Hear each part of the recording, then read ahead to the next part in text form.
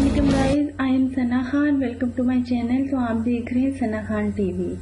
तो गाइस, आज की रेमेडी में मैं आपके लिए लेके आई हूँ कि किस तरह से हम फेस मास्क तैयार कर सकते हैं घर पर, और वो भी खीरे के साथ।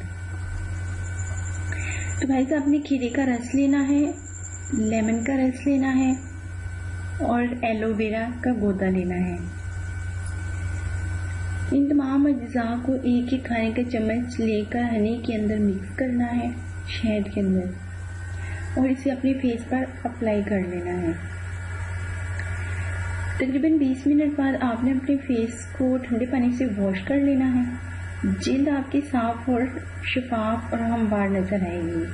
तो अगर ये वीडियो मेरी पसंद आई तो प्लीज़ इसको लाइक, कमेंट, शेयर और सब्सक्राइब करना मत भूलिएगा। ओके, अल्लाह हाफिज़, बाय बाय।